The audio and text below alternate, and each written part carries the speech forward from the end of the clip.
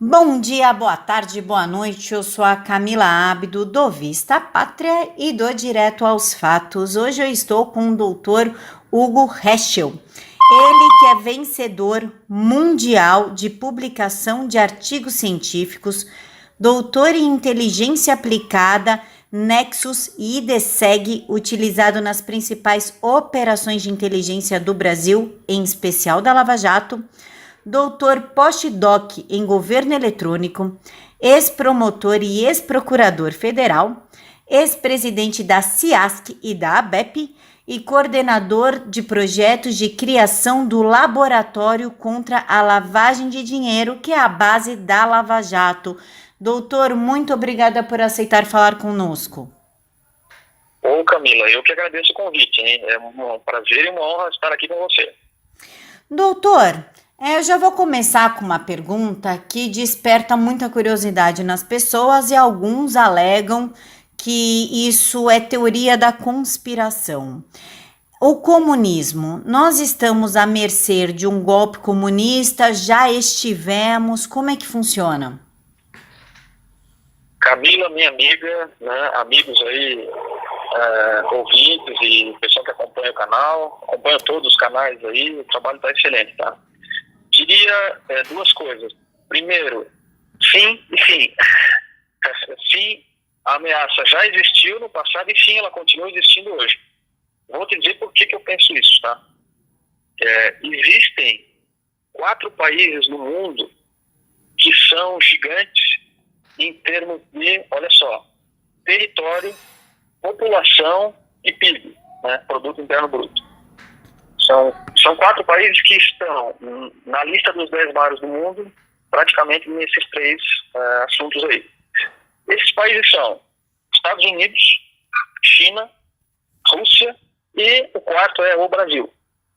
Então, isso faz do Brasil, naturalmente, um alvo, né? O Brasil tem muita riqueza, tem muita coisa valiosa no território brasileiro. Algo que acontece é o seguinte: a China tem a sua linha política, filosófica, ideológica bem definida. A China não é um território em disputa, pelo contrário, ela está atacando outros territórios. A mesma coisa a Rússia. A Rússia tem a sua tradição aí, né? Um país forte, já foi União Soviética, venceu a guerra, a Segunda Guerra Mundial, foi um dos vencedores. Ninguém vai lá na Rússia assim, com a ilusão de que vai lá disputar o território e ganhar a parada lá dentro. A Rússia tem a sua linha de ação política muito bem definida e é influenciadora no mundo todo, e está aqui na Venezuela mandando aviões, e está na África, e está no Oriente Médio. Os Estados Unidos é a mesma coisa, todo mundo conhece a cidade americana, eles estão lá bem organizados, têm o seu sistema político, valorizam a democracia, têm o seu próprio modelo de democracia. Ninguém sonha em ir lá e dominar a cena política dos Estados Unidos assim do dia para a noite. Já o Brasil, que é o quarto player desse jogo aí, no Brasil é coisa diferente. O Brasil é um território em disputa. Tudo que aconteceu no Brasil nos últimos 50 anos, quer dizer, a gente passou aí, né, por abertura democrática, Constituição, 2 impeachments, né, eleições conturbadas, e agora vivemos um momento mais conturbado aí no cenário político, porque o Brasil ele está, né, numa posição de uma certa indefinição. Né? O Brasil guina para um lado, depois guina para o outro, ou seja, o Brasil é sim um território em disputa. Isso faz com que a gente possa dizer, olha, o perigo está sempre rondando. Eu diria que agora ele é maior do que ele foi em outros momentos, tá? Doutor, sobre o COAF, estão falando que essa mudança do COAF para o Banco Central está colocando a Lava Jato em perigo. É real isso? Existe esse perigo, assim como o juiz de garantia, de colocar a Lava Jato à mercê? Olha, Camila, esse tema assim, tá bombando hoje, né, na internet. Eu só queria fazer um adendo ainda sobre o assunto anterior. Quer dizer o seguinte, olha, sempre a gente lembrando, né, o Brasil é uma potência mundial, ele tem uma reserva de petróleo grande, o Brasil tem muitos minérios, ele tem, né, a Amazônia, está aí, uma área florestal, o Brasil tem a maior reserva de água doce do mundo. Então, não só por ser um país em condições de ser tomado, entre aspas, dominado politicamente, né, além disso, quem botar a mão no Brasil, bota a mão numa mina de ouro, literalmente, de ouro, de nióbio, de petróleo, de água, né, Então, tudo que a gente está assistindo aí, declarações internacionais, a questão da França envolvendo o Brasil, olha, nada disso é por acaso e nada disso é uma brincadeirinha. Existem interesses violentíssimos voltados para o Brasil agora. Daí a nossa preocupação tem que ser ainda, né, maior do que o necessário. Sobre esses assuntos que você comentou, quer dizer, tanto a posição do COAF e o nome do COAF, quanto essa história do juiz de garantias, eu vou te dar a minha opinião. Eu acredito assim, primeiro, que nenhuma dessas duas coisas ameaça a Lava Jato, é a minha opinião.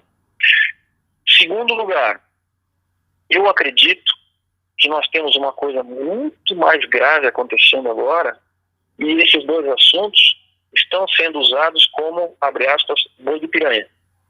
Eu vou te dizer por que eu penso isso, tá?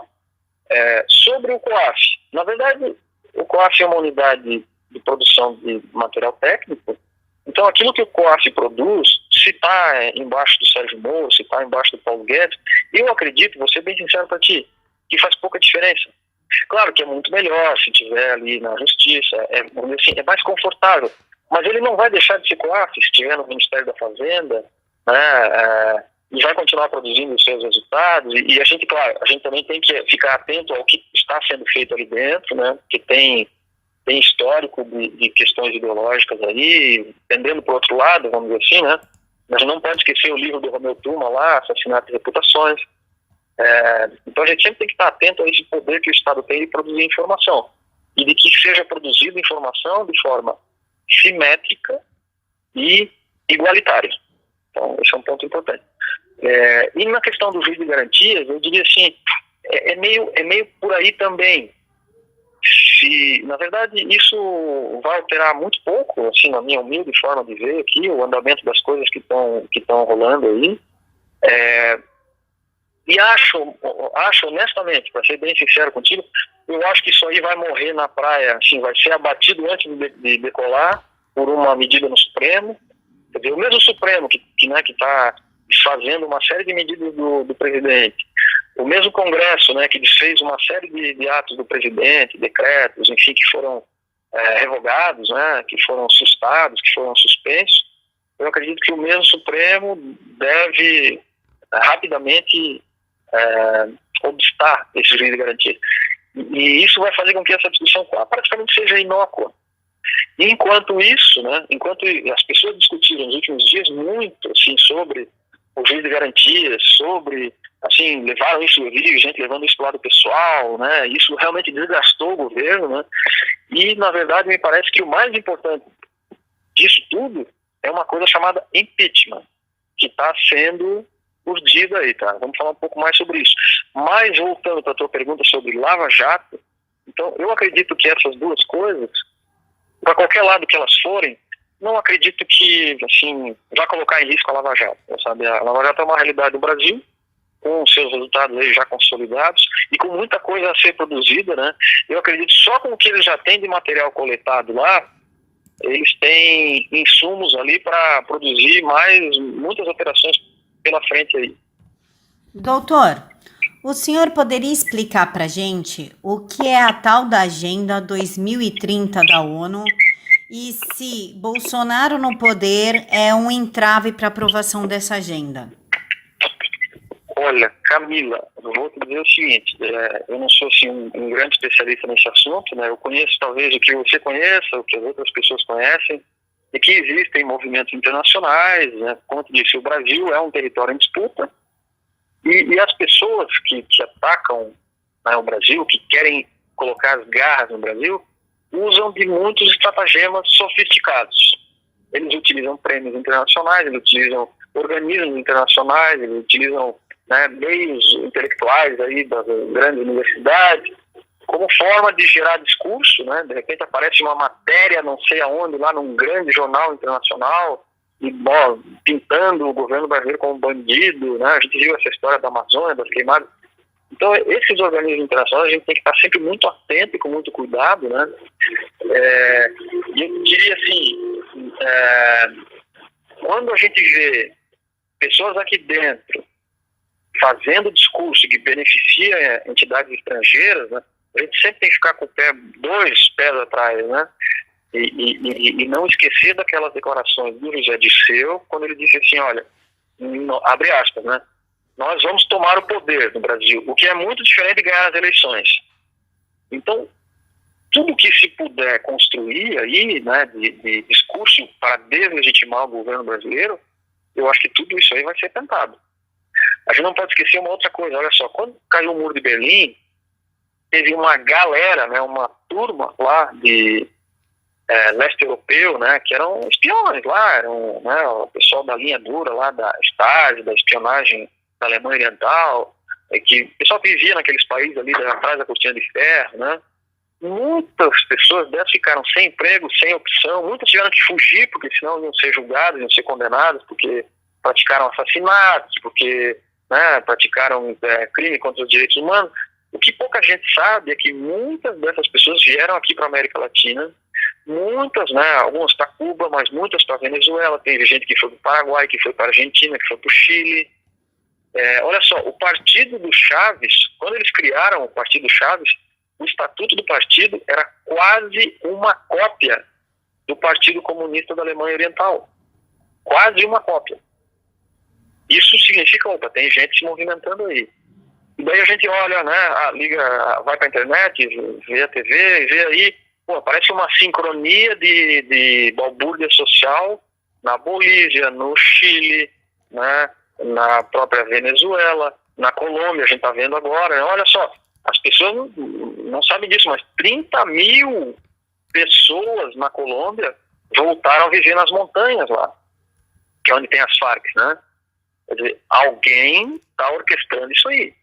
Então, eu diria assim, ó, quando a gente pega isso, junto com um discurso lá de instituições internacionais, olha, temos que ficar muito atentos, viu?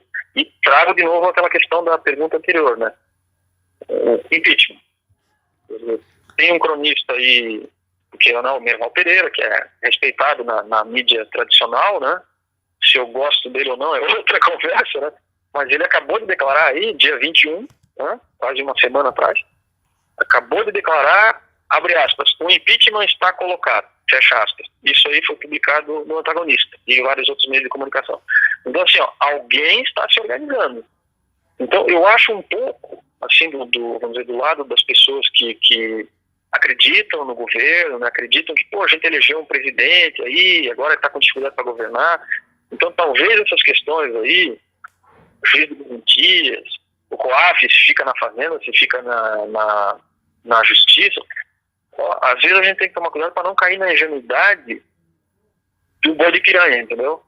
O grande assunto, na minha humilde opinião, o grande problema que nós temos que enfrentar e temos que estar alertas, chama-se impeachment.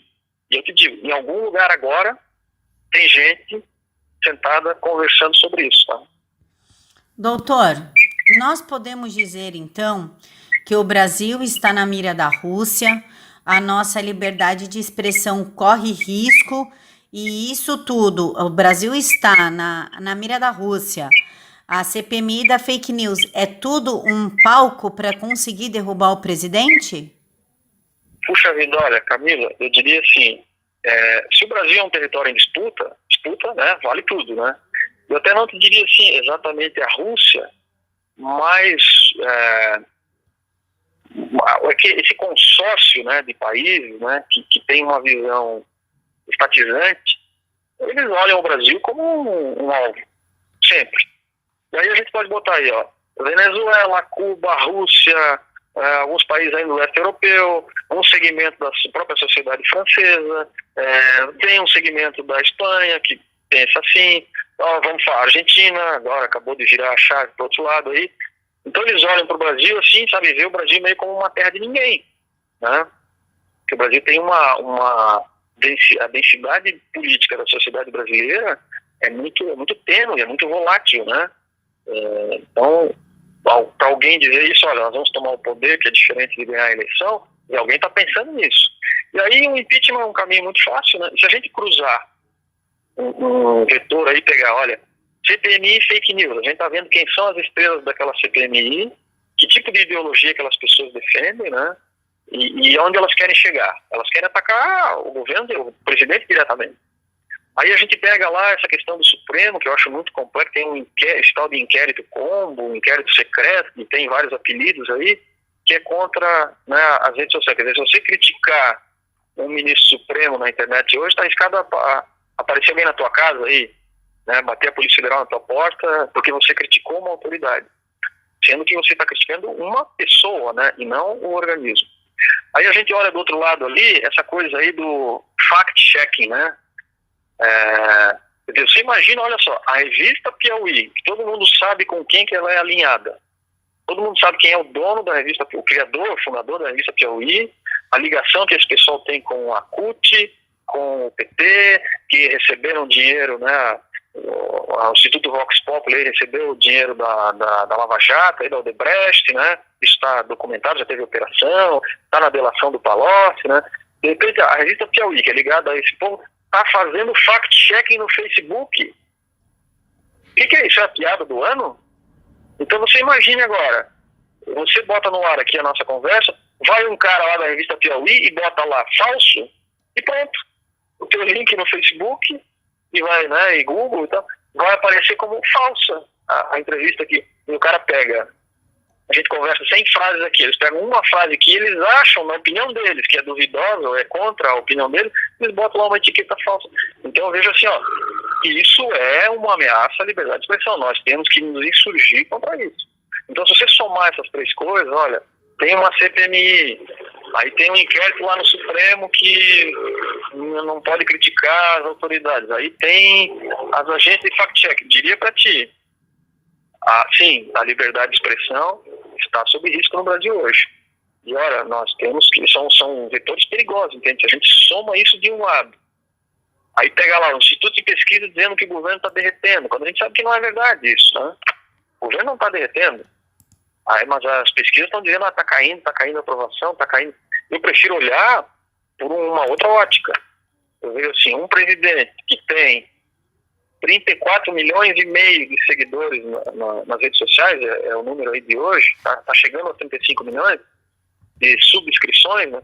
Não, ninguém pode dizer que esse cara é impopular, não tem como. Um presidente que só conta no YouTube, passou de 125 milhões de visualizações aí, está caminhando para 130 milhões. Enquanto o Lula tem 2 milhões. Quer dizer, não tem como dizer que isso é impopular. É porque são tempos diferentes. Não importa. Todo mundo mede, né? Fala que o artista fulano é muito popular, porque ele tem muitas visualizações no YouTube. Aí quando é o Bolsonaro, eles contestam, eles dizem que não pode dizer isso, que não é um critério. Para mim é sim um critério, quer dizer, e essas pesquisas tradicionais aí, a gente não pode esquecer, elas são uma metodologia desenvolvida nos anos 50, 60, essa coisa do método amostral. E eu duvido muito, eu vou ser bem franco contigo, eu duvido muito da eficácia desse modelo na sociedade moderna hoje, onde todo mundo está conectado, né? Onde nós temos aí, sei lá, 70% da população está na internet, no computador, mas se você botar o celular aí, vai para acima de 95%. Então você tem uma sociedade interagindo digitalmente, e daí nós vamos medir isso por pesquisa amostral dos anos 50. Eu duvido muito da eficácia desse método e a gente está vendo, eles têm errado muito, né?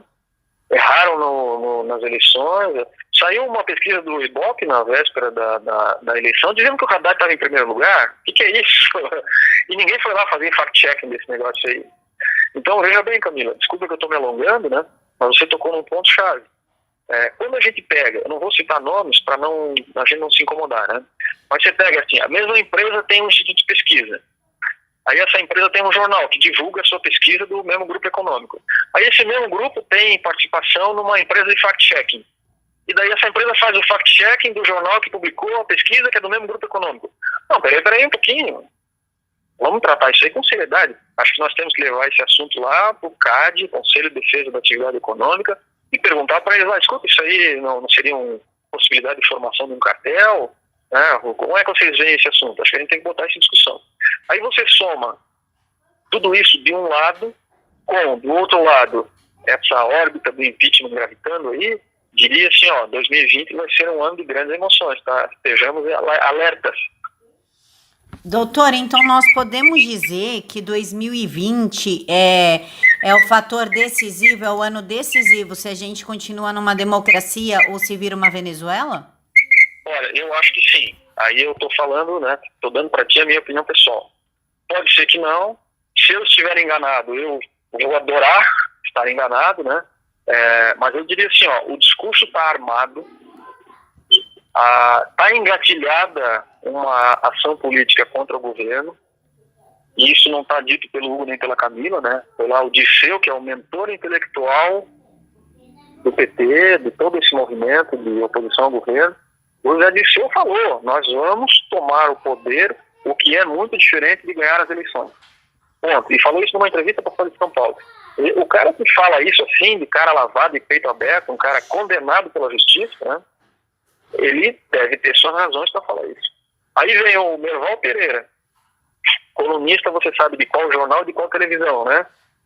E vem e diz, no dia 21 de dezembro, o impeachment está colocado, e do outro lado a gente vê, né, um governo, um presidente que assumiu e que várias de suas medidas foram desautorizadas, desfeitas, revogadas, suspensas, né? Teve decreto revogado, o Supremo suspendeu a eficácia do né, o DPVAT, está aí, os armamentos.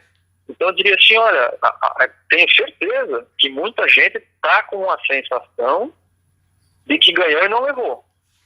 Né? Ganhou uma eleição, mas que a estrutura burocrática, o establishment, fala, não, mas governar é outra conversa. Então, se essa estrutura, a gente não pode esquecer, olha, que o Collor, o impeachment do Collor foi por causa de uma Fiat Elba. Não, um carro que hoje, o valor de mercado hoje seria, sei lá, 30, 40 mil reais. Esse foi o motivo do impeachment do Collor, o motivo oficial, né? Então, diria assim, ó, se todo esse establishment, né, resolver confrontar de frente e dizer, ó, vamos derrubar o governo, eu diria que o perigo é violentíssimo. É violentíssimo. E esses sinais, essas pessoas dizendo o que estão dizendo, olha, nós temos que estar alerta, né? Bem alerta, acho que a gente tem que conversar. Eu digo a gente, assim, ó, as pessoas que querem que um governo eleito governe, que vá até o final, né?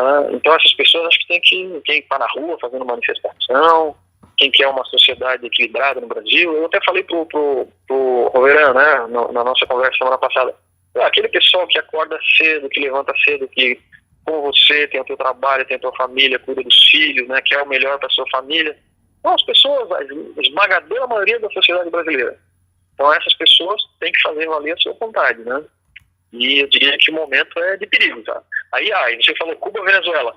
Bom, se acontecer uma guinada no Brasil, né, derrubarem o governo, instalarem o regime, né, não podemos esquecer, o presidente do Supremo aí, que eu conheço pessoalmente, o senhor Toffoli, né, a cartilha dele é a cartilha do Gramsci. É uma cartilha de regime socialista. E vamos aqui falar uma verdade, né? Quando a gente lê lá o Das Kapital e o Manifesto Comunista, está bem claro lá que o regime que se pretende é uma ditadura do proletariado.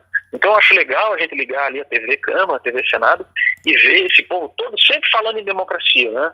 Eles estão sempre defendendo democracia desde que não tenha eleição em Cuba, né?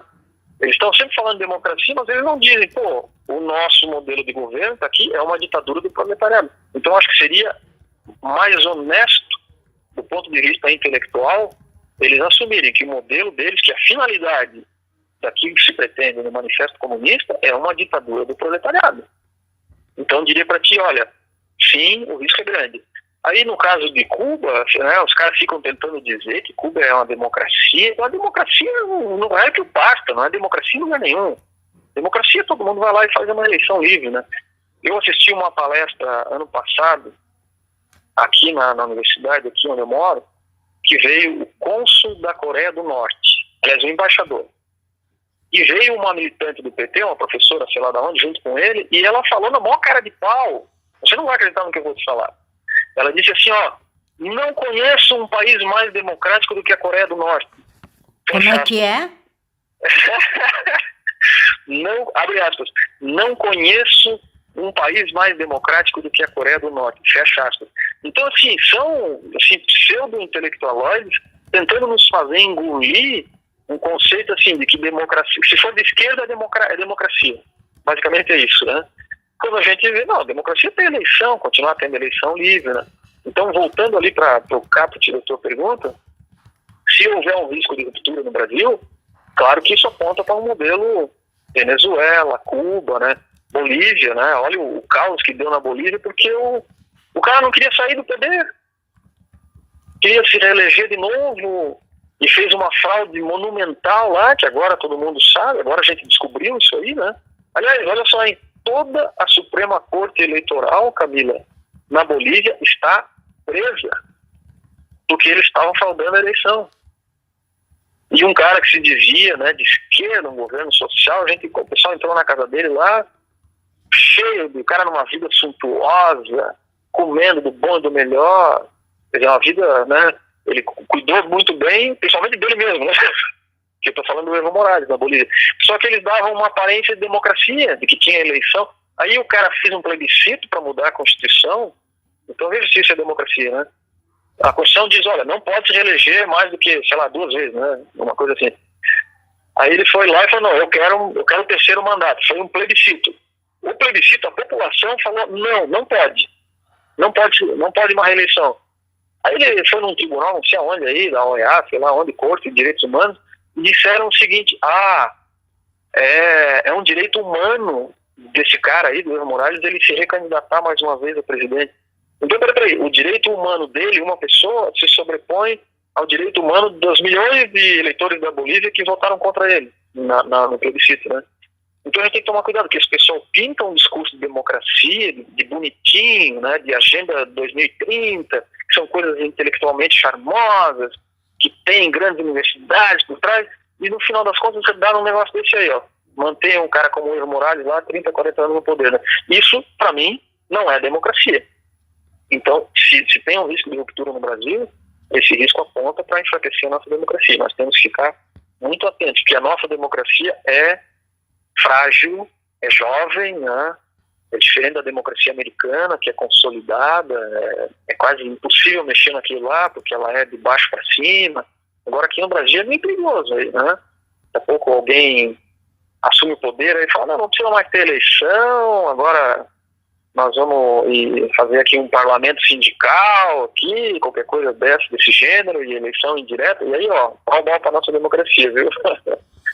Doutor, eu não sei se o senhor está a par da investigação contra o Flávio, os erros que o MP praticou durante a investigação, colocou salas que não eram dele, funcionários que nunca foram dele, enfim, a gente pode dizer que o Flávio está sendo usado como testa de ferro para queimar a imagem do Jair e a dele, consequentemente, para promover esse impeachment?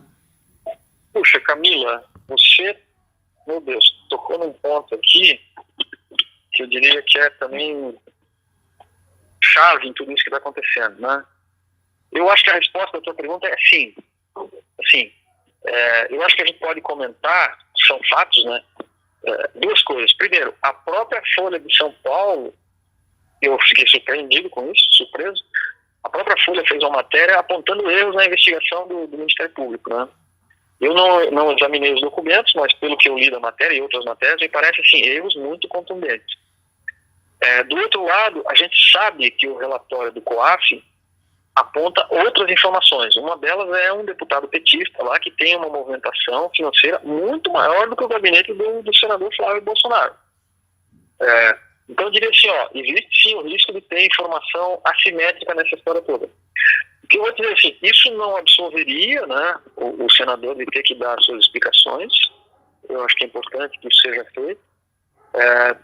Mas a tua leitura, eu acho que ela faz todo sentido, assim, usar isso, como eu te disse, no caso do Collor, foi um Fiat Elba. Então, a impressão que a gente tem é que os caras estão procurando de todos os lados achar um grampo fora do lugar. Em qualquer lugar para dizer, ó, agora vamos ao impeachment. E aí, isso vai ser uma informação financeira, ou vai ser daqui a pouco uma declaração do presidente, né? A gente não pode esquecer que o impeachment do Trump nos Estados Unidos está sendo lá foi um telefonema, né? No final das contas. Foi um telefonema. Então, esse perigo ele existe. Eu diria assim, o sonho desse pessoal, eu olho lá esses deputados alinhados ali, né, o Zeca Disseu, o Freixo, essa Gleisi, tudo, né, pessoas com, enfim, o sentimento deles é bem claro. Se eles acharem alguma coisa, eles vão para o impeachment no primeiro momento. E aí a gente tem que saber, né, como é que a gente vai defender a democracia brasileira. Doutor, o Queiroz é uma figura, a gente pode considerar ele tendão de Aquiles, né? De acordo com ele, ele é uma bomba que anda. Podemos dizer, levando em consideração que o Witzel quer ser eleito em 2022 e não está medindo esforços para prejudicar o Bolsonaro e o Flávio, de que o Queiroz está sob o comando do Witzel para fazer certos tipos de delação? Puxa vida, Camila, minha amiga, quando a gente entra nessas análises do cenário, né, muita coisa pode ser ou não ser verdadeira, né? A gente tem fatos aí da Lava Jato, alguns fatos que até hoje não estão corretamente explicados, né? Por exemplo, aquela declaração lá do Youssef na véspera da eleição, que saiu na Veja, né? Aquilo até hoje tem discussão, se foi daquele jeito, se não foi. Então, essas ilações envolvendo o Witzel e o Queiroz, eu te diria o seguinte, nada que apareça, eu não vou me surpreender com nada, mas até o presente momento, eu ainda não me deparei, até porque eu não estou estudando os documentos do caso, né? Mas eu não me deparei com uma informação que diga assim, cabalmente que o governador está fazendo isso, né? Talvez até o Vista Pátria, né, como o Frutuoso está no Rio, tem mais informação, eu vejo que ele está bem informado, ele com certeza deve estar bem mais informado do que eu. Mas o que eu te digo é assim, não me surpreenderia com nada no Brasil, né? Como diria o Tom Jobim, né? O Brasil não é para principiantes, né? Então eu não me surpreenderia se dois governadores, não só o Witzel como o Dória, dois governadores eleitos no vácuo da votação do Bolsonaro, e isso, eu desafio alguém a me provar o contrário, eu não me surpreenderia, né, vendo eles pleitearem uma posição para si próprios, né? E quando entra na guerra política, qualquer coisa pode acontecer. Então, se está havendo uma manifestação de bastidores aí, eu não tenho comprovação disso, eu não posso afirmar que sim ou que não. Mas se ela estiver acontecendo, eu diria duas coisas. Vamos dizer assim, é factível, né? As pessoas têm interesse nisso. E dois, se aparecer uma prova disso, eu não vou me surpreender. Tá? Talvez é a melhor forma de abordar essa questão, né? Promotor, então a gente pode dizer que tudo isso que está sendo desenhado, o juiz de garantia que foi colocado no pacote anticrime pelo Congresso, não pelo ministro Sérgio Moro, o COAF ter mudado, todas essas pequenas armadilhas que estão desgastando a imagem do governo, é uma rede de apoio para o seu impeachment, para assim a esquerda voltar e colocar a luta do proletariado, digamos assim, em questão por causa da agenda da ONU 2030? Ô, Camila, você fez uma costura bem legal. Terminou a pergunta já? Estou interrompendo? Desculpa. Não, terminei. Ah, beleza. Então, primeiro só que agradeço a gentileza, você me chamou de promotor, né? Eu já fui um dia, tenho honra de ter sido promotor de justiça, mas já deixei essa carreira em 1994, né? Já vão-se décadas aí, né? E foi muito divertido e muito proveitoso ter trabalhado como promotor de justiça. Mas eu saí para fazer outra coisa, para ir para a universidade, fazer mestrado, doutorado e pós-doutorado, que era, na verdade, a minha prioridade, né? E enquanto estava fazendo isso, eu exercia as funções de procurador da Fazenda Nacional. Inclusive, o que o Bolsonaro, o Flávio, passou, eu passei por algo parecido também, acusações e mentirosas, documentos falsos, né? Eu respondi a um processo com documentos falsos. E que os julgadores, todos petistas, né? A gente, só para ter uma ideia, eu fui julgado por uma comissão que a pessoa que presidia pedia para ser chamada de presidenta. Meu Deus, assassinam o português. É a nova língua. Não sabe nem o mínimo básico do português, é essa pessoa que quer julgar a vida alheia, né? Mas eu não preciso dizer que eu perdi o processo sem nem apresentar a defesa, né? Estava inclusive com afastamento médico, e agora eu estou brigando na justiça para reverter esse resultado. Mas o mais importante, assim, eu entendo quando alguém é acusado injustamente, né, com documento falso, com documento falsificado, foto montada, enfim. Só que o que eles têm? Eles têm um esqueminha lá que, se eles quiserem te julgar, né, que eu acho que essa CPMI com os deputados alinhados é a mesma coisa, né? Se tá ou não tá, eles estão querendo criar um vapor na opinião pública de que a família Bolsonaro é uma família de corruptos, e daqui a pouco eles vão converter isso no impeachment, né? Então isso tudo, assim, é uma coisa perigosa que a gente tem que ficar muito atento. E em todos os sentidos, né? Doutor. Mas não sei se eu respondi tudo que você me perguntou, tá?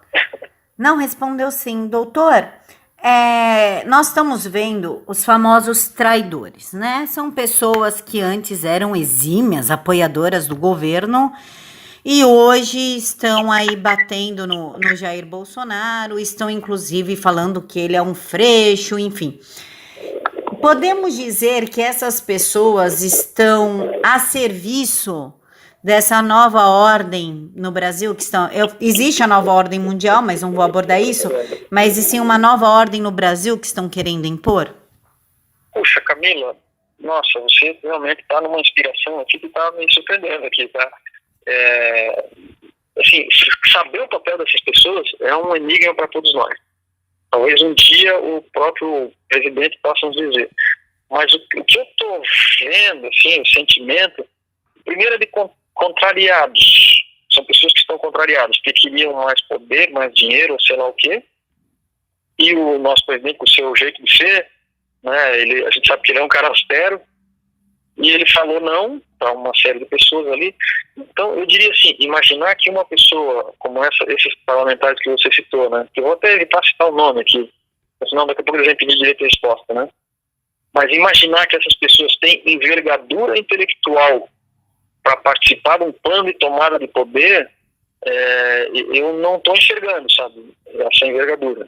Não estou. Eu estou achando mais assim, que foram oportunistas, que pegaram o vácuo dos votos do Bolsonaro para se eleger, né? Acho que a gente pega ali, sei lá, de cabeça aqui eu sei uns 50 parlamentares que não estariam no Congresso se não fosse pelo fenômeno do Bolsonaro. Minha visão aqui. Gente que, né, não se elegeria vereador em pequenas cidades e que se elegeu deputado federal, deputada com grandes votações. Aí esse pessoal achou, de repente, agora nós temos, né, o poder aqui, o voto no Congresso, e vamos pressionar. E a hora que o presidente falou não, né, o pessoal começou a procurar um lugar onde talvez eles tenham uma fatia de poder maior e tal. Então eu vejo isso dos dois lados. Eu vejo assim, primeiro, um governo, apesar de achar que o presidente está certo em limitar o desejo e o ego dessas pessoas, eu também vejo assim, que foram abertas muitas frentes de confrontamento. E isso, se a gente for viver um impeachment, isso vai ser problemático. Vai ser problemático. Quer dizer, se imaginar esses parlamentares todos do lado do governo defendendo, agora eles pulam o muro e vão para o lado de lá atacando, é um voto a mais para o outro lado. Então eu vejo assim, tem um cenário complicado aí, né? Agora, se existe um plano, que esses caras fazem parte de um plano, né? São esses caras, as meninas, né? Eu acho que não, eu acho que é muito sofisticado da cabeça deles, para ser bem sincero, e eu vou te pedir desculpa se isso pode parecer um pouco pedante da minha parte. Mas eu não vejo essa gente assim com leitura, com estratégia, sabe? Não é gente que lê Maquiavel, Sun Tzu, sequer sabe o que está escrito no Gramsci. Se você perguntar para eles o que é plusvalia, o que é ditadura do proletariado, eles não fazem a menor ideia. Aliás, como a maioria do pessoal do PT, do PCdoB, também não faz. Eles botam o brochinho lá de estrelinha vermelha de esquerda, você pergunta uma coisa básica, e você vê que os caras não leram isso aí. Eles estão fazendo um discurso aí porque é bonito, porque dá poder, porque acha que ganha eleição, porque dá uma aura, né? Ai, que é lindo ser crítico, ser de esquerda, essa coisa toda no Brasil, né? Né, tem uma visão crítica de sociedade. Quem não é a favor da igualdade de oportunidades? Quem não é a favor de combater a pobreza? Quem não é a favor de ensino público? Quem não é a favor de equilíbrio social? Todo mundo é, você é, eu sou, todos nós somos. Agora, daí a você subir em cima de um cavalo que tem esse discurso para ficar bonitinho, né? Então eu diria assim, eu, analisando esses parlamentares que você citou, eu diria que nenhum deles tem leitura, sofisticação para participar de um plano de ordem, de tomada de poder e tal. Eu acho que eles estão sendo, sim, inocentes úteis, eles estão sendo, então o seu ego está sendo usado por forças políticas, tem gente em algum lugar quietinha manobrando esse pessoal e dando risada sem aparecer, para dizer, olha, não precisamos bater no governo semana, vamos deixar os ex-apoiadores do governo fazerem isso. E está dando certo, né? Então é muito fácil chegar para alguém lá e dizer, olha, você vai ter o controle da Lei Rouanet. Aí o cara diz, beleza, eu vou controlar toda a verba da Lei Rouanet. Aí chega um presidente e fala, não vai, porque a promessa de campanha foi acabar com isso. É óbvio que esse cara vai ficar revoltado, porque ele teve uma sensação de poder, né? Assim como pega uma outra pessoa, né, outra deputada, você é a voz do governo no Congresso, você manda e desmanda em todos os parlamentares. E uma hora chega o presidente e fala, não é assim, está sendo muito prepotente, você tem que baixar a bola. Aí essa pessoa vai para a mídia dizer que o PSL elegeu o Bolsonaro. Pelo amor de Deus.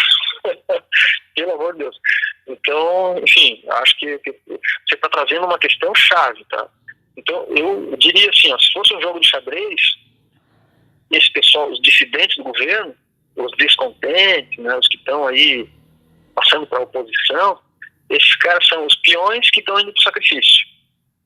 Mas os grandes estrategistas estão preparando uma outra jogada, né, por um outro lado aí para derrubar o governo, tomar o rei e a rainha, né, e podemos assistir aí a derrubada de um governo legitimamente eleito. Tá? Eu acho isso um grande perigo.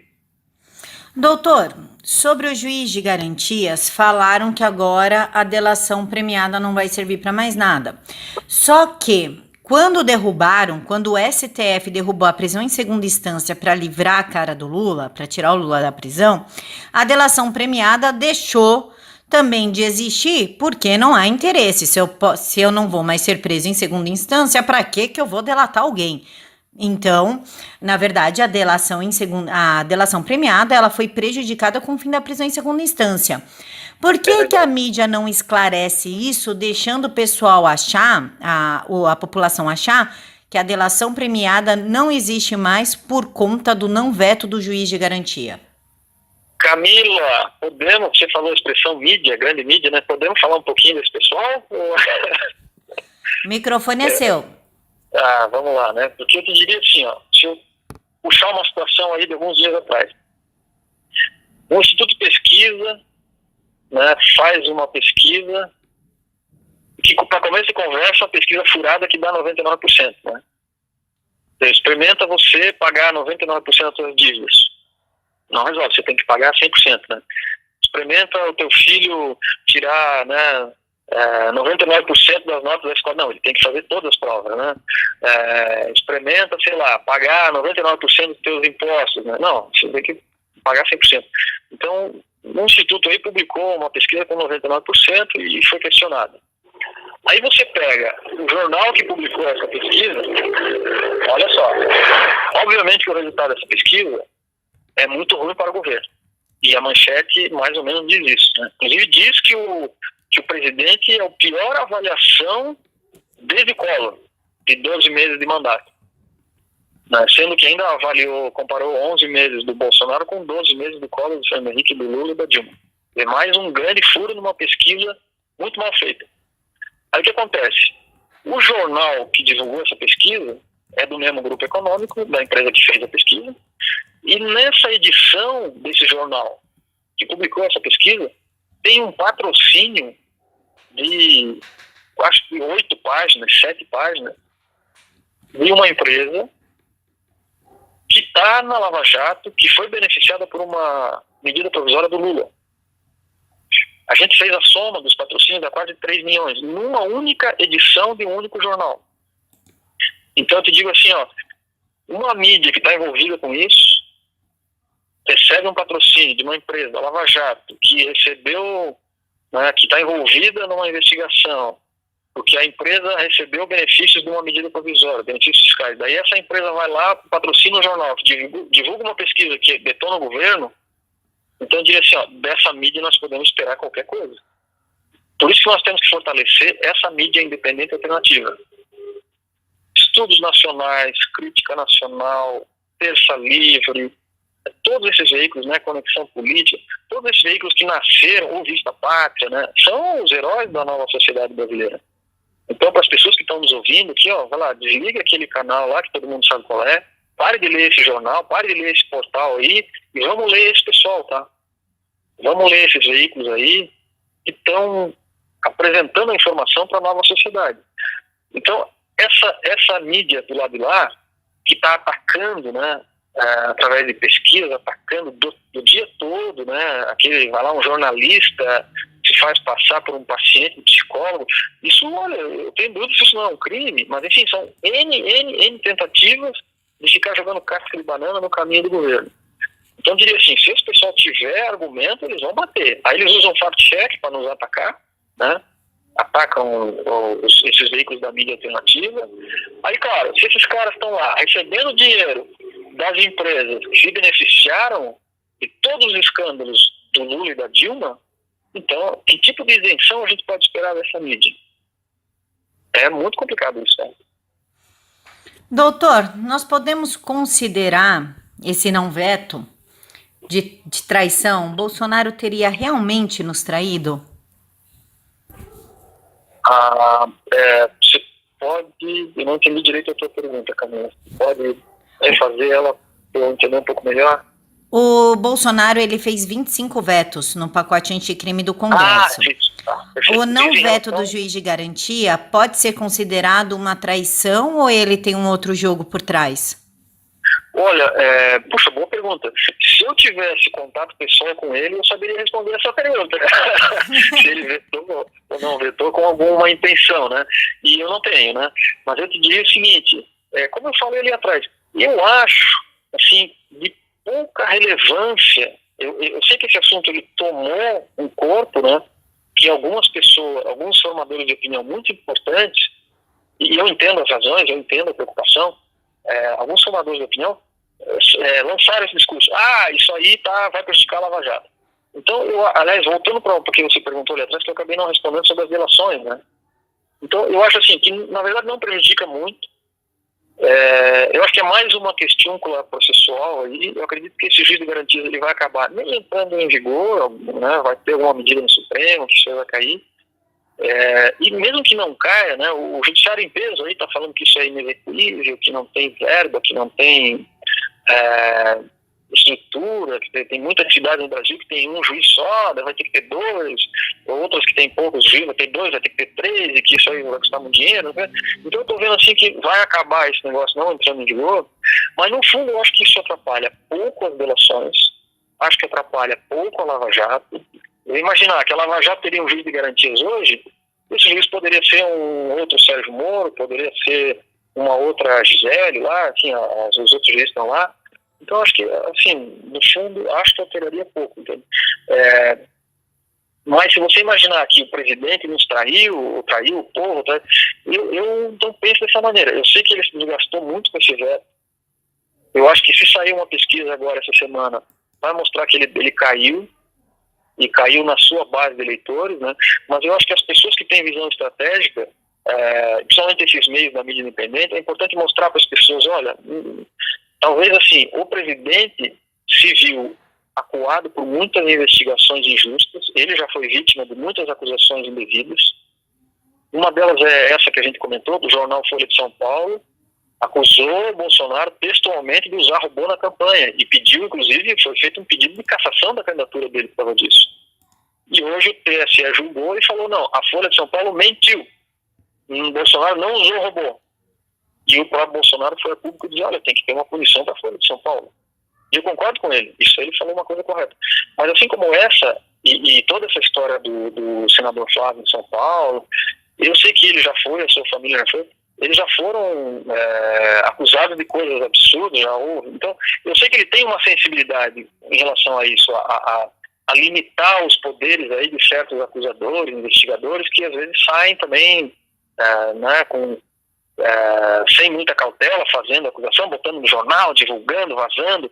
Esse caso do porteiro, do áudio do porteiro lá, que foi parar no Fantástico, né? E hoje acho que é quase consenso que aquilo ali foi uma armação, foi uma mentira. Não, pô. Então eu entendo o lado dele, assim, de se ele tentou deixar esse negócio passar no intuito, assim, de ter uma investigação mais, como é que eu vou dizer, mais segura no Brasil, porque isso existe em outros países, eu até entenderia. Eu não vejo como, assim, eu não sei se ele chegou a ter esse raciocínio, se foi isso, né, se ele conversou com o Moro ou não, isso a gente só saberia deixando ele se explicar, né? Mas eu vejo, assim, primeiro ponto, isso existe em outros países e funciona mais ou menos bem. Segundo ponto, eu acho que não vai vingar no Brasil.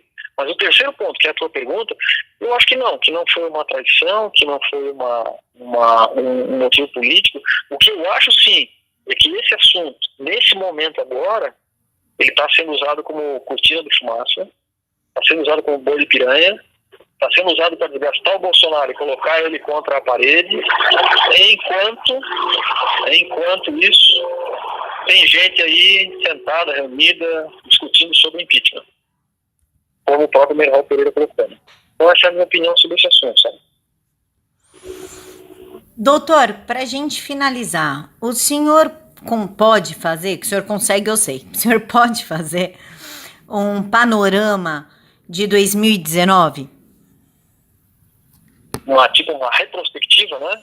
É o que o senhor gostou do governo em relação à Lava Jato, ministro Sérgio Moro, nesse escopo do governo? Camila, que legal. Primeiro, sim, eu agradeço a tua pergunta. Eu vou dizer assim, eu não tenho essa capacidade, eu fico lisonjeado, né? Se eu tivesse uma leitura política tão profunda, puxa, quem me dera, né? Mas eu vou tentar me esforçar aqui para ver se eu consigo te ajudar, né? E já quero aproveitar, assim, puxa, agradecer. Nossa, você está sendo muito atenciosa, agradecer o convite. Nós estamos aqui no meio das festas, né? E dizer o seguinte, olha, vamos ter que repetir isso, tá? Estou à tua disposição.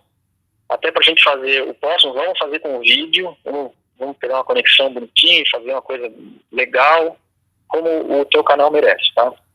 É só você me dizer, olha, eu vou estar à tua disposição aqui, eu sou fã, né, do canal, dos sites todos que você produz conteúdo, acho que estão entre os salvadores da pátria, literalmente. Obrigada, doutor. Inclusive, se você lembrar de alguma questão para trás aqui que a gente conversou, que faltou algum ponto, fica à vontade que a gente volta e complementa, tá? Muito obrigada. Tá. Mas a tua pergunta, 2019, eu vejo de uma forma muito sintética. Eu vejo assim, número 1, o Brasil mudou o seu vetor ideológico. Achei isso ótimo, principalmente por ter uma diversidade. Ponto número 1. Ponto número 2, o governo mostrou maturidade enfrentando essa questão da reforma da Previdência. E eu vejo como um dos principais motivos de desgaste, tá?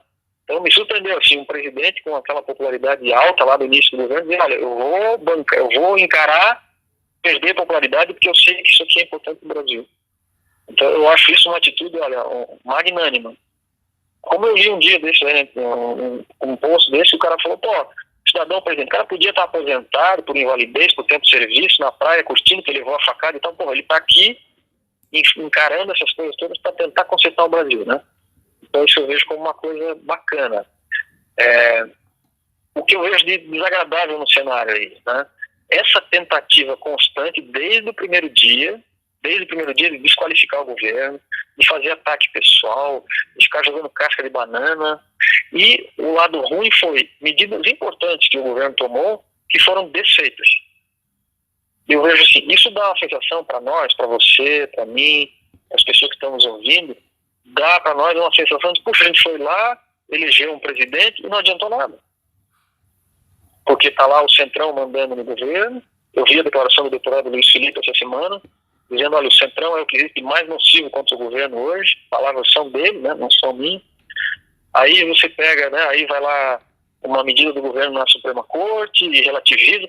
Então eu vejo assim, para nós está uma sensação desagradável quando a gente vive num presidencialismo que o presidente não presidencia. Então eu vejo isso como um fato, assim, nós temos que repensar o futuro do nosso país em relação a isso. Aí o que isso aponta para 2020? Acho também que é um cenário bastante perigoso.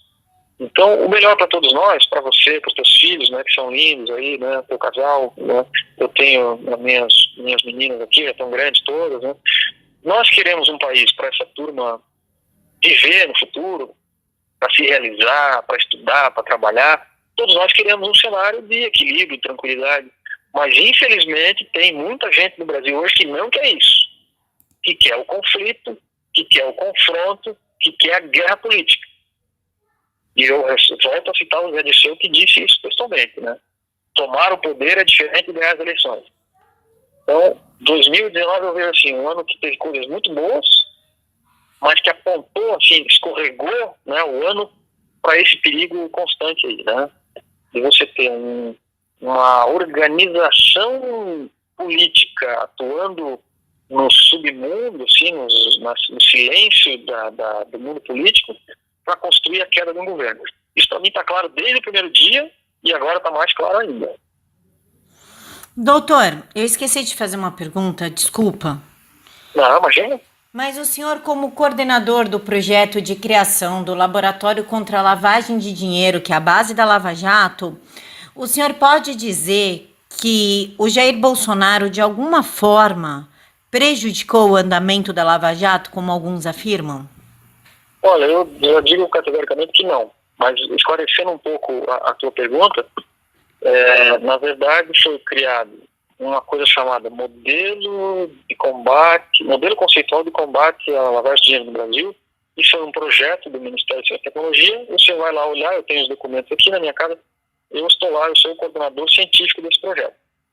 Existiram várias outras pessoas que trabalharam nisso, mas eu tenho um orgulho enorme, tremendo, de ter feito parte disso, de estar assinando ali os documentos como coordenador científico, de ter trabalhado em vários outros projetos, né? Nós iniciamos aqui, em 94, aqui na nossa universidade, onde eu moro, em Florianópolis, um projeto de cruzamento de informações. Esse projeto foi levado a Brasília, isso virou um laboratório, isso virou uma política de combate à lavagem de dinheiro, e o laboratório que foi criado, né, hoje ele foi usado direto pela Lava Jato, e tenho certeza que hoje continua sendo usado, acho que hoje tem outro nome lá, enfim, laboratório, acho que cibernético, alguma coisa assim. Mas te diria assim, primeiro, é importante as pessoas saberem a origem disso. A Lava Jato seria nada se ela não tivesse poder tecnológico de cruzar informações. E eu vou dizer assim, nós aqui contribuímos muito para isso. Várias teses de doutorado, de mestrado que foram feitas aqui no nosso grupo de pesquisa, a gente contribuiu para isso. E eu afirmo assim, não existiria, a Lava Jato seria um grupo de pessoas numa sala discutindo se não tivesse poder tecnológico. Esse é o primeiro ponto. Mas eu nunca atuei na Lava Jato, não era minha atribuição, desconheço a parte técnica, a parte jurídica, enfim, mas nos atos do presidente Bolsonaro, eu não vejo isso.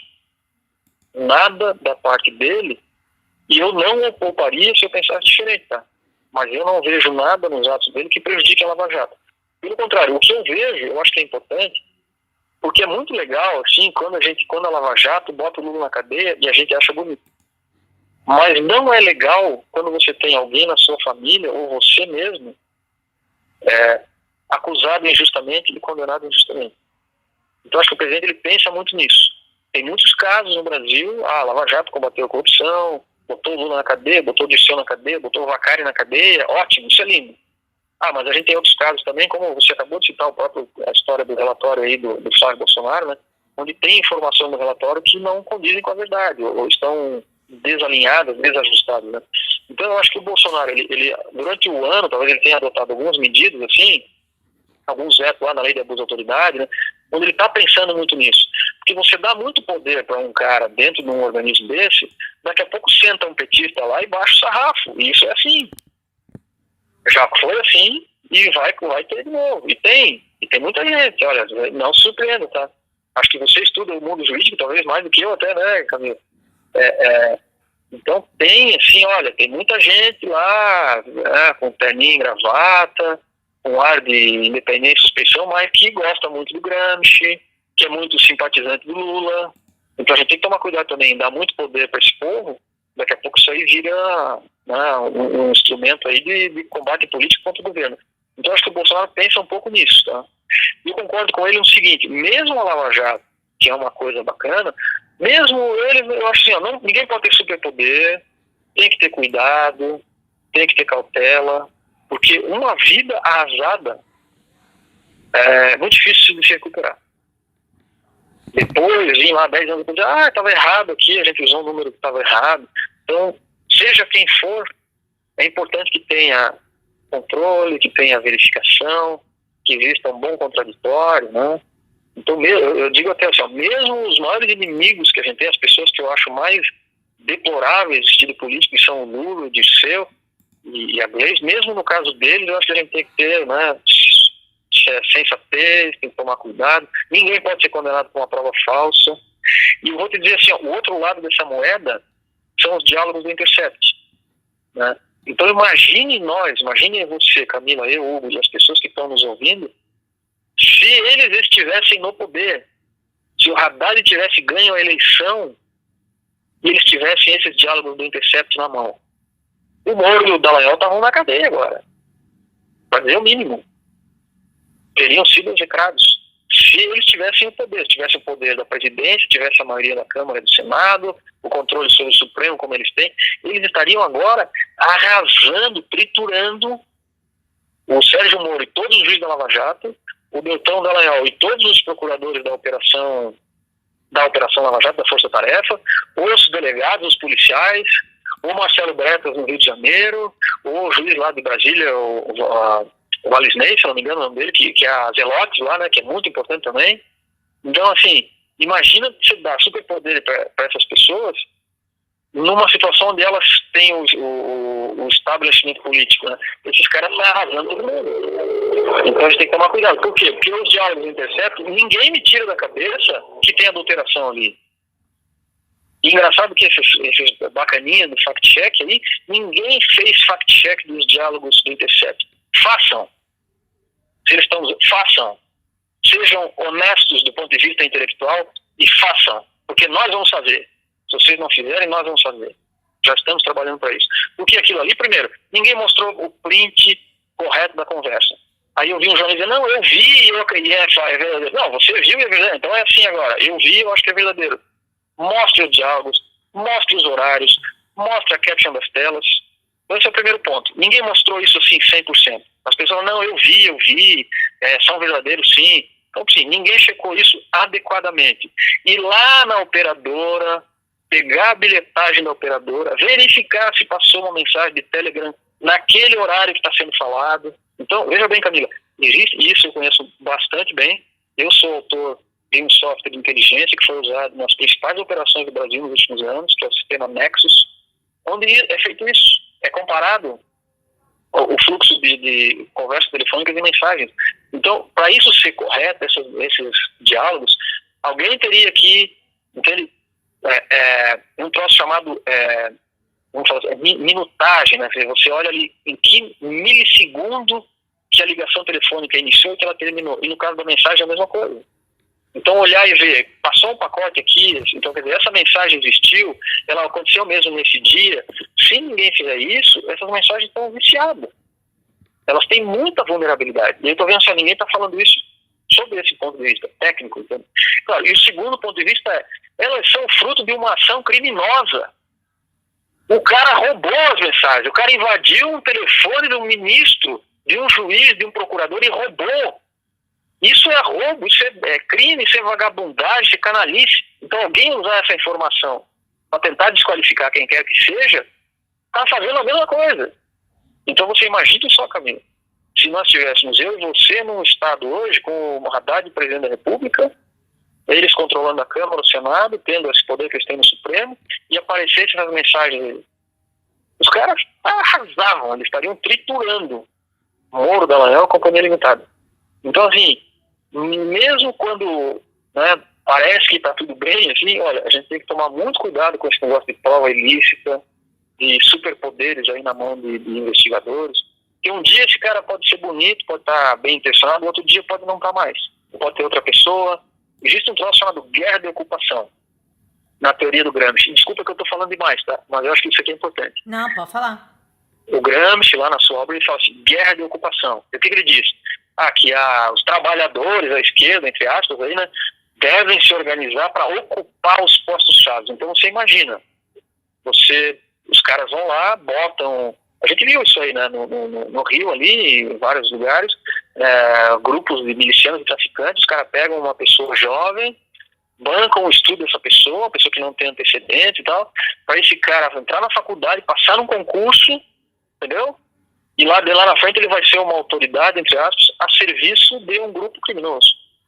Então nós temos que tomar muito cuidado com os poderes que a gente dá na mão desses órgãos, porque um dia pode ser uma pessoa do bem, outro dia não. Então o melhor é que tenha freios e contrapesos, seja quem for. Seja a Moro, seja a Dallagnol, seja a Camila, seja quem for.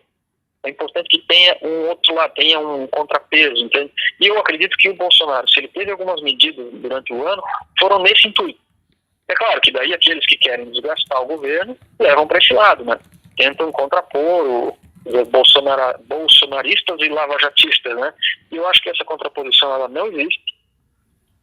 Acho que nós temos que aqueles que defendem a liberdade, a democracia, o equilíbrio da sociedade, todos estão no mesmo barco e têm a mesma preocupação. Nosso inimigo quem é?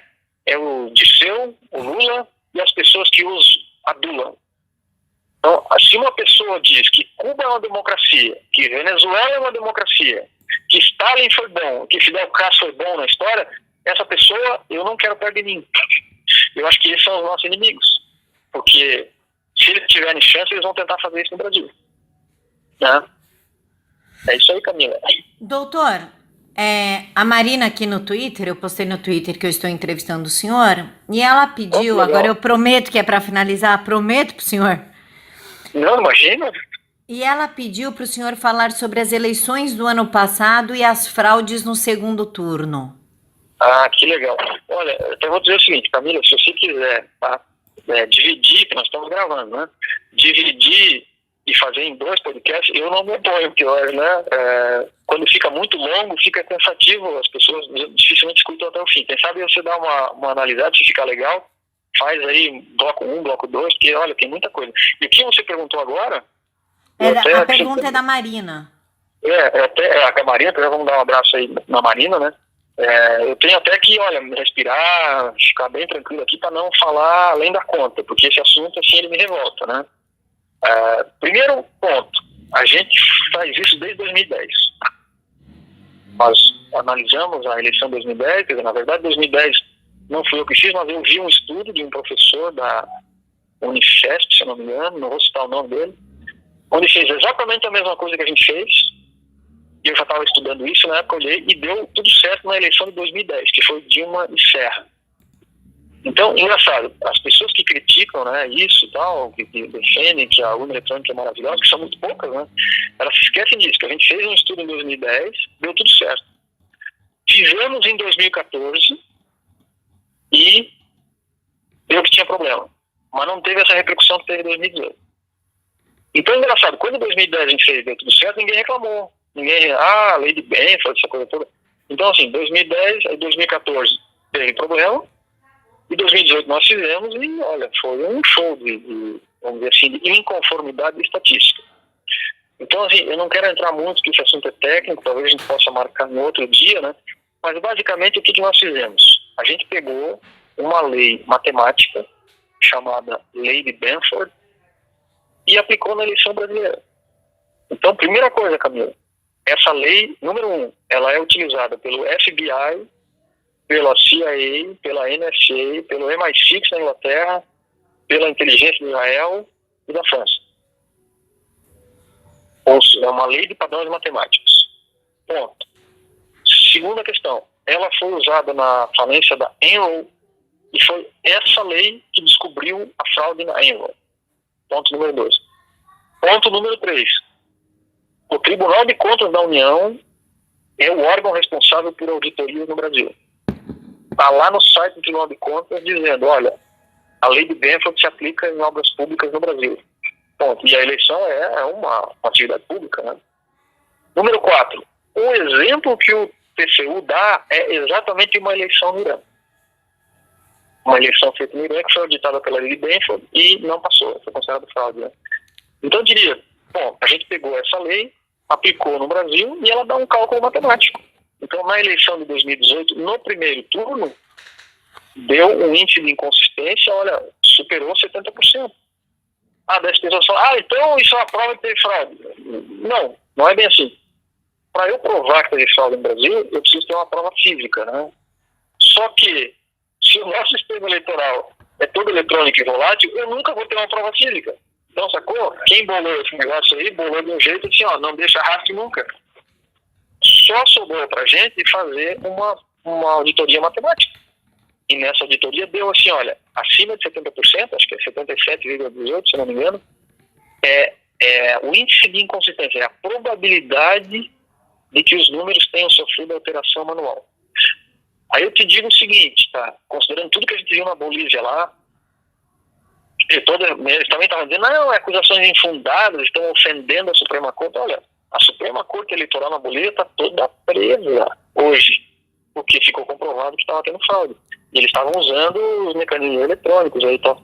Então, considerando isso, e considerando, você acompanhou esse assunto da Euroexpress recentemente aí, que o Roveran botou no Terça Livre? Acompanhei.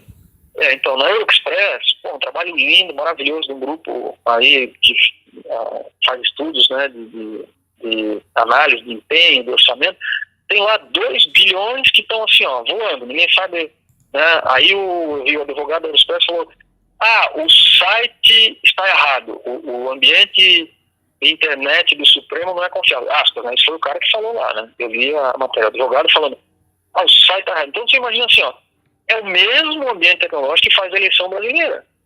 Se tem um erro de 2 bilhões na contabilidade do Supremo Tribunal Federal ali no site, e alguém vai dizer, não, isso é um erro que o site está ruim, está mal feito, sei lá o que o advogado falou ali. Eu peraí, é o mesmo ambiente que organiza a nossa eleição eletrônica. Então eu diria assim, ó, nós não podemos conviver mais com uma eleição puramente eletrônica sem nenhum comprovante físico de voto. Não podemos conviver, nós como sociedade. Tem uma pesquisa da Avast, já tem uns 2 ou 3 anos, feita nos mesmos moldes do Ibope, do Datafolha e por aí afora, onde eles perguntam, você acredita, você confia na urna eletrônica? 92% das pessoas dizem, não, eu não confio. Então, eu não consigo acreditar como é que sobrevive um sistema desse. Entende? A clientela da eleição, que somos nós, a população, 92% não aceita, não quer e não confia, os caras continuam enfiando isso dela abaixo da gente. Então eu diria assim, ó, não pode ter uma eleição assim. Aceitarei o teu convite para voltar aqui para conversar sobre esse assunto, explicar melhor esse estudo, mas queria dizer uma coisa importante, que a nossa amiga que fez a pergunta, talvez ela saiba. A gente fez o estudo do primeiro turno e deu esse índice aí, 77 ponto alguma coisa, né, de inconsistência na eleição brasileira. Aí nós fizemos o estudo do segundo turno, isso já faz mais de um ano. E nós não publicamos. Então eu queria dizer para essa nossa amiga que está fazendo a pergunta, dar uma satisfação para ela, dizer só, por que a gente não publicou? Por 2 razões. A primeira, eu respondi a 2 inquéritos, logo em seguida da eleição, inclusive um foi aberto, se eu não me engano, no mesmo dia que a gente gravou o vídeo, e o nosso vídeo teve, somando todas, no YouTube, acho que ele teve 1.700.000, mas somando tudo, Facebook, Instagram, eu acho que foram 5 milhões. Naquela semana ele foi top trend do Brasil, ganhou da Anitta, inclusive, na semana da eleição. Quer dizer, as pessoas realmente estão preocupadas com isso. O que aconteceu? Foram abertos 2 inquéritos, eu respondi a 2 inquéritos. Nenhum deles foi sobre o vídeo especificamente, mas, quer dizer, é muito fácil. Eu quero, sei lá, pressionar a pessoa, ou para não dar na vista, eu vou abrir aqui uma outra coisa. Então, por conta disso, por conta da CPMI, por conta desse inquérito supremo, a gente, o Brasil Paralelo, né, teve medidas lá contra eles, teve site que foi tirado do ar, teve tentativa de acusação criminal. Então, foi muito violenta a reação do establishment contra o nosso estudo. Então, nós estamos esperando, talvez a virada do ano aqui, um ambiente um pouco melhor para publicar a segunda etapa do nosso estudo, tá? Mostrando uma coisa muito importante, que não só na eleição presidencial existem alguns problemas, e eu vou dizer assim, os problemas que tem lá na verdade, o Bolsonaro deveria ter tido, aparentemente, pelos números, deveria ter tido mais votos do que teve, tá? A conclusão principal é essa. Mas tem problemas em governos estaduais, tem governadores eleitos que têm taxa de inconsistência alta também, na lei do Benford, e parlamentares. Tem um grande número de parlamentares, dezenas, eu vou dizer, que a gente também examinou na prova do Benford. Alguns, inclusive, estão na CPMI lá, bradando contra o governo, bradando contra a mídia alternativa, bradando contra a liberdade de expressão na internet. Alguns desses parlamentares, a gente passou a lei de Benford nos votos deles lá e tem problema. Então, nós queremos construir um momento para apresentar esse relatório, não só da eleição presidencial, como também dos parlamentares e de alguns governos de alguns estados. Tá? Você imaginar, por exemplo, que numa cidade como Vitória da Conquista, o Haddad teve mais votos do que o Lula teve no seu auge político, isso por si só já é um motivo de desconfiança. E daí, quando a gente vai aplicar a lei de Benford, tem problemas lá. Ah, mas você está dizendo que teve fraude. Como eu disse, eu não posso afirmar isso porque eu não vi uma fraude na minha frente, né? Eu não vi um documento, principalmente porque o sistema eleitoral brasileiro não deixa documentos. Né? Você aperta o botão e acredita em Deus que aquele resultado vai ser o correto. Né? Então, vou dizer, Camila, e a nossa amiga, como é o nome da amiga que perguntou ali, Camila, por gentileza? Marina. A Marina. Então, eu vou mandar um abraço à Marina, dizer, puxa, que legal, e dizer, olha, Marina, talvez, tá, na frente parlamentar do voto impresso, que foi criada agora no final do ano, foram muitos deputados que assinaram, quase 300, foram mais deputados e senadores do que a própria CPMI das fake news. Então, essa frente vai ter a sua instalação em março. Se der tudo certo, talvez na frente a gente possa ir lá, eu vou me sentir seguro para apresentar esses dados, tá? Sem a gente ser ameaçado de tomar processo, de ficar respondendo, de ser caçado, de ser atacado, de ser banido, de ser atacado pelo fact-check, né? Pra ter uma ideia, eles fizeram uma matéria atacando a nossa operação. Primeiro, assim, nenhum desses fact-checkers aí, esses prepotentes, arrogantes, que se acha o dono da verdade, e a gente vai olhar, tem muita gente ali com... Não quero criticar, mas pessoas que formaram aí há 2 ou 3 anos e tem um alinhamento ideológico ali com o comandante do projeto ali e botam esse pessoal para fazer tiroteio em cima da gente. Eles não foram checar os dados no TSE. Não foram lá pedir boletim de urna, pedir amostragem. Eu achei isso engraçado. Quer dizer, uma denúncia colocada de que havia risco de invasão da nossa eleição, essa denúncia foi lá no Congresso dos Estados Unidos. Um parlamentar lá fez a denúncia, com base em informações do Departamento de Estado. Essa denúncia veio ver hoje, mandaram um expediente para o Brasil pedindo informações.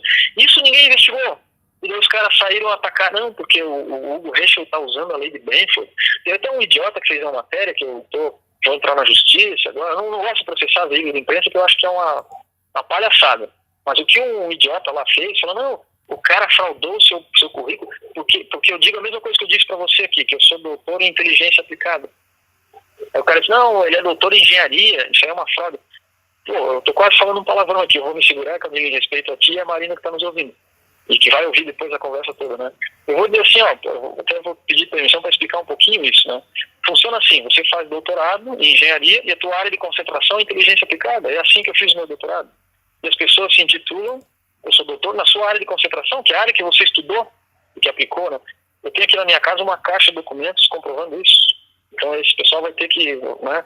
Vamos ver na justiça o que eles vão ter oportunidade de dar a opinião deles. Mas assim, entende, uma agressão totalmente covarde, desonesta, feita contra nós, que estávamos questionando uma autoridade pública, questionando com uma prova matemática.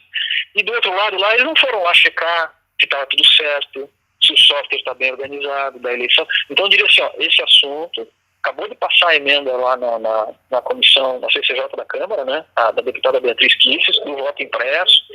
Nós não podemos dormir com esse barulho. Não podemos ir para casa, entre aspas, sem o voto impresso implantado.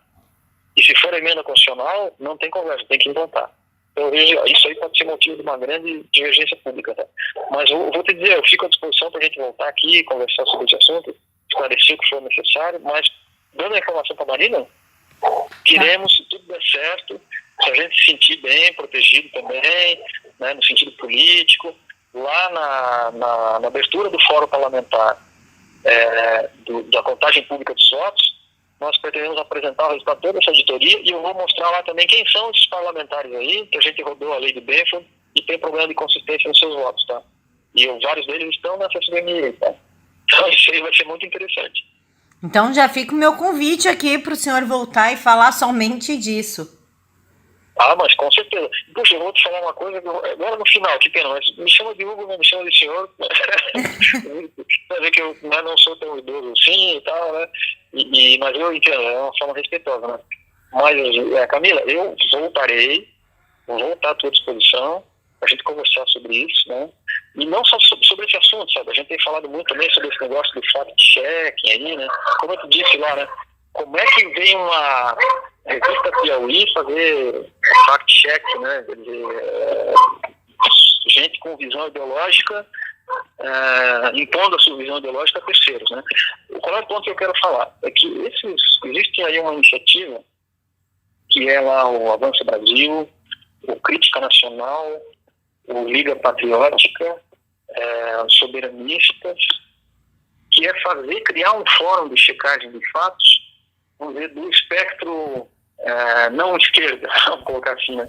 Então vamos conversar mais sobre isso depois, quem sabe, né, a gente pode conversar, quem sabe Vista Pátria, Estudos Nacionais, o próprio Terça Livre, a gente está conversando com eles ali, para ver esse pessoal todos falar aí uma língua comum, e ter algumas agendas em comum, e checar algumas coisas. Por exemplo, esse diálogo do Intercept, eu acho que tinha que sentar todo esse pessoal, esses veículos todos aí, mais alguns outros, mais o Conexão Política, mais o Folha, enfim, o Folha Política, pegar todo mundo, né, que não é da mídia tradicional, que não é da mídia petista, que não recebeu dinheiro do governo, não recebeu dinheiro das agências de publicidade, não recebeu dinheiro da Petrobras, do Petrolão, e botar esse pessoal para fazer uma checagem. Talvez a primeira grande checagem seria diálogos do Intercept. Então vamos falar isso para a população. E olha, esses diálogos nunca foi apresentada a versão original disso. Quando tem um processo, só um parênteses, tá? Quando tem um processo de escuta telefônica, a primeira coisa que os advogados pedem é para apresentar o original das gravações. E é com base nisso que vai ser julgado se alguém vai ser preso ou não. Então, fechando parênteses, isso deveria ser feito nos diálogos também. Queremos ver os diálogos originais. Se não apresenta, é falso. Segundo ponto, vamos checar a temporalidade. Qual é o horário da mensagem? Foi respondido? Está registrado? Passou na rede? Não passou? Isso tudo tem vestígios aí, né? E outros checaram. Então, olha, diria assim, tem que amadurecer no Brasil, e acho que é possível, talvez para 2020, né? Isso, que esses veículos, esses que eu citei, e tal, que são assim, a mídia do bem, a mídia da verdade, né?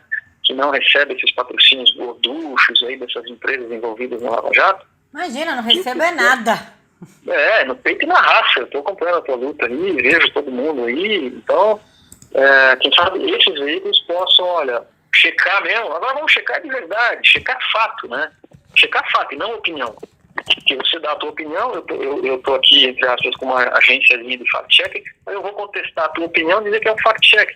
Pelo amor de Deus, isso aí é desonestidade intelectual, isso é epistemologicamente falso, você questionar uma opinião dizendo que isso é um fact-check.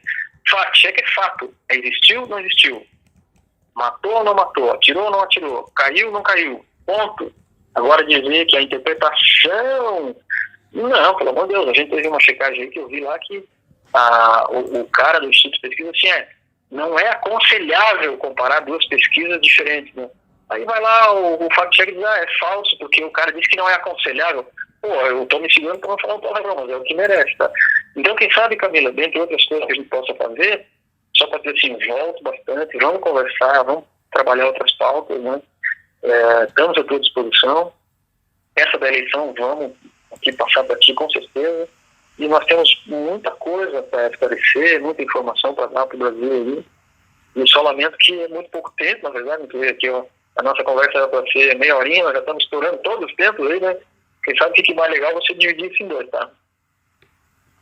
Doutor, eu vou agradecer ao senhor de coração pela disponibilidade, pela paciência, por todos os problemas técnicos que tivemos anteriormente. O senhor foi pontual, muito obrigada mesmo por toda a sua disponibilidade. Camila, eu que agradeço o convite, agradeço a paciência das pessoas de ficarem até o final, né, acompanhando quando você colocar isso no ar, né, arquivo longo, e assim, temos que seguir na luta, né. Nós não temos as empresas da Lava Jato botando dinheiro nesse site, não tem, ninguém está recebendo dinheiro da montadora X, do banco Y, da seguradora Z, né, enquanto o outro lado lá está recebendo. tem veículos de mídia, abre lá, a gente abre e vê, os patrocínios são gigantes, vultuosos, né? Como eu te disse, uma pesquisa aí que ataca o governo, só a contabilidade que a gente fez de anúncios na versão impressa do jornal deu 3,5 milhões, quase 4. Uma única edição do jornal. Então, assim, ó, esse pessoal tem grana, tem todo mundo, né? Os desvios foram muito grandes, então é uma guerra santa e é uma guerra desequilibrada, assimétrica, né? O que eu vejo assim, ó, a gente não pode, assim, cair nessas armadilhas, na ingenuidade, né? De cair nessas boi de piranha. Aí os caras levantam lá uma discussão do Moro com o Bolsonaro para ver se gera um conflito. Então, a gente não pode cair nesse tipo de artifício, tá? Temos que seguir colocando informações verdadeiras, o que for vai ser colocado, o que tiver errado a gente tem que apontar também, acho que é assim que tem que ser, tá? E com isso, nossa sociedade vai evoluir e nós vamos, quem sabe, construir uma democracia forte, consistente e verdadeira. Doutor, já fica o meu convite aqui para o senhor voltar semana que vem para a gente só falar sobre fact-checking e as urnas eletrônicas. O convite já está feito. Vamos conversar depois e aceitar essa agenda aí. Muito obrigada, doutor. Pessoal, esse foi o Hugo Heschel. Ele que é vencedor mundial de publicação de artigos científicos, doutor em inteligência aplicada Nexus e DSEG, utilizado nas principais operações de inteligência do Brasil, em especial da Lava Jato. Pós-doc em governo eletrônico, ex-promotor e ex-procurador federal, ex-presidente da CIASC e da ABEP e coordenador do projeto de criação do Laboratório contra a Lavagem de Dinheiro, que é a base da Lava Jato. Espero que vocês tenham gostado. Deixem para mim aí nos comentários dúvidas, dicas, que eu entro em contato com o doutor para a gente fazer uma parte 2 dessa entrevista. E qualquer coisa é só deixar para mim que eu respondo para vocês. Fiquem todos com Deus, que Jesus ilumine muito e guie o caminho de vocês. Obrigada.